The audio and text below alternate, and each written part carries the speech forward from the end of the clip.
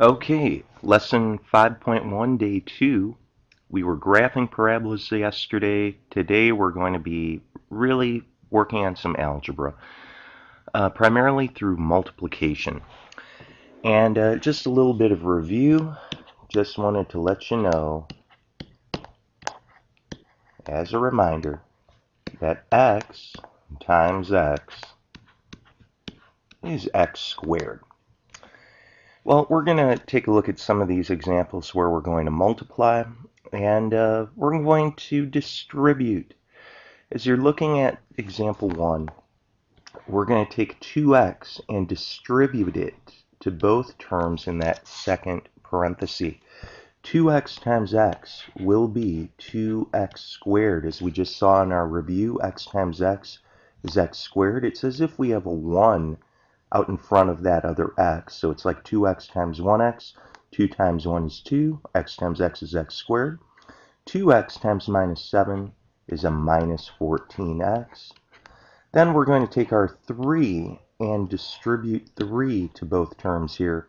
3 times x, it will be a plus 3x.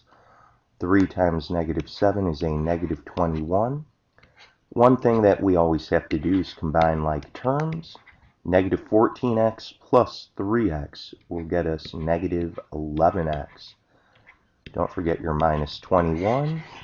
We are done. Let's go over to example 2. 3x times x will get us 3x squared. 3x times minus 1 is a minus 3x. Distributing a 1, very simple. 1 times x is going to, of course, be a 1x. 1 times negative 1 is a negative 1. So, combining our middle terms, negative 3x plus 1x is a minus 2x. Final answer, 3x squared minus 2x minus 1.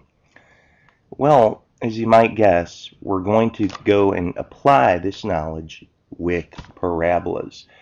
And what we're going to see is that there will be a squared term in our quadratic, and of course that's going to mean that we need to multiply x plus 3 to itself. So if I may, I'm going to rewrite this as x plus 3 times x plus 3 here. Then we'll have a plus 5. And do you know what we're going to do, of course, is actually deal with exponents first. We're going to try to rewrite this parabola in standard form. By the way, standard form is always y equals ax squared plus bx plus c, requiring us to do some multiplication here. But with the order of operations that we saw way back in chapter 1, we always have to deal with exponents first. So in that regard, we're going to distribute and multiply. X times x is x squared. X times 3 would get you a 3x. Here we'll take 3 times x is a 3x. And 3 times 3 is a 9. Now you'll need to combine like terms at some point anyway.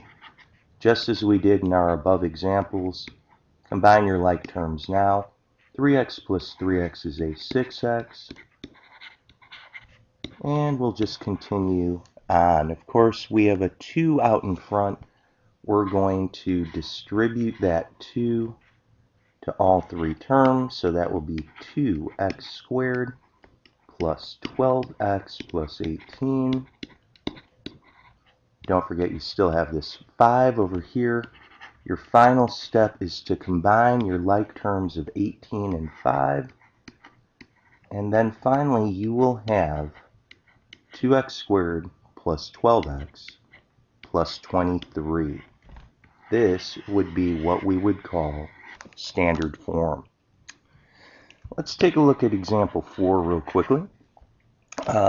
Very similar to what we had just done, except we don't really have a squaring process that we need to do.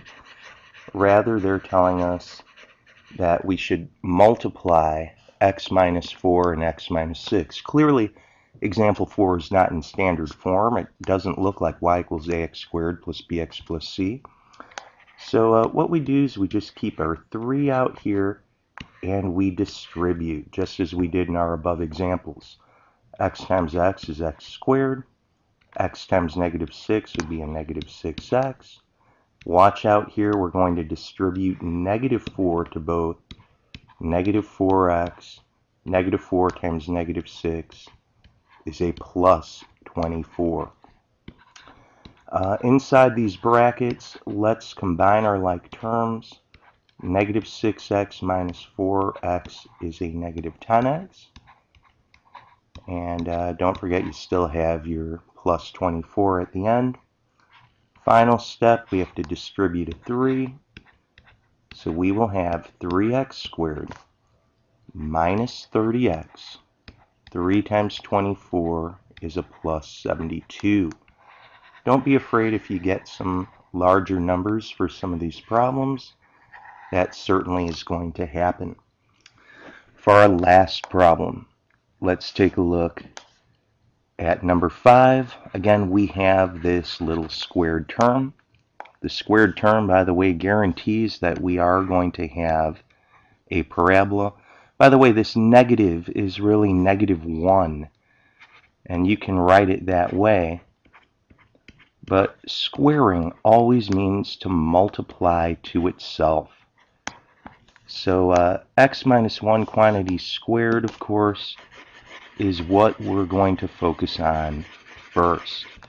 The negative 1 out in front, we will just leave there. We are going to eventually multiply it through, but we're going to distribute.